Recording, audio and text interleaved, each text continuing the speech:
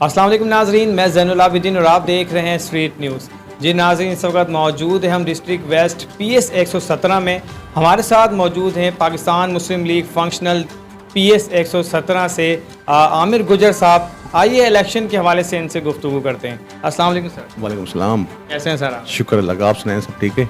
Sir, election की गहमा गहमी है इस वक्त और इलेक्शन की हर पार्टियाँ तैयारी कर रही हैं। इस वक्त PS 117 में GDA की क्या तैयारी?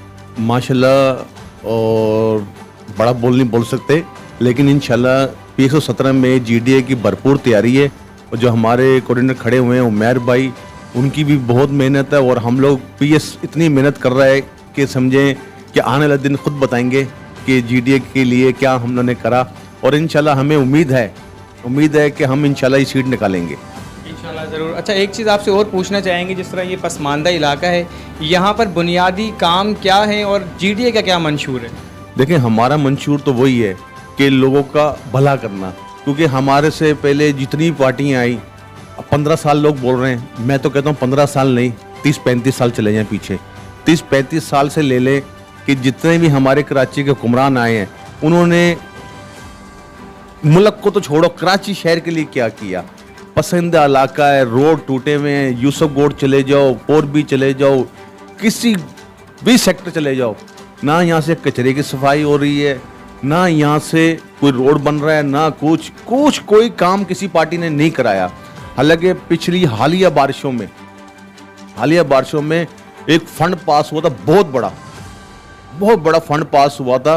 वो फंड हमें पता नहीं लगा वो फंड आया भी और आके गया कहाँ, क्योंकि 4B के एरिया अभी भी वैसे ही हैं, यूसुफ गोड के एरिया अभी भी वैसे ही हैं। ना वहाँ पे कोई नाली है, ना पानी का निकासी का कोई इंतजाम करा, ना कुछ। लेकिन हमें समझ में नहीं आया। लेकिन इंशाल्लाह अगर हमको अवाम ने मौका दिया और आने वाले वक्त में हम सरजानी के लिए वो काम करके दिखाएंगे जो आज से 30-35 साल पहले वाले हुक्मरान ना कर सके हों।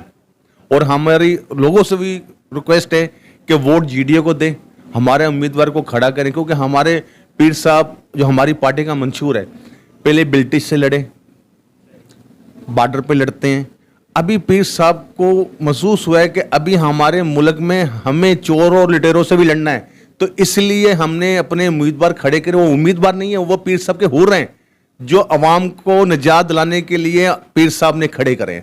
और लोगों से रिक्वेस्ट है कि हमारे हुरों को आप जितवाएं, वोट दें, अच्छे लोगों को वोट दें, तो तुम्हारे भी हालात बदलें और मुल्क के भी हालात बदलें। जनाब, बहुत शुक्रिया। जी नाज़रीन, ये थे हमारे साथ PS 117 से जनरल सेक्रेटरी आमिर गुजर साहब।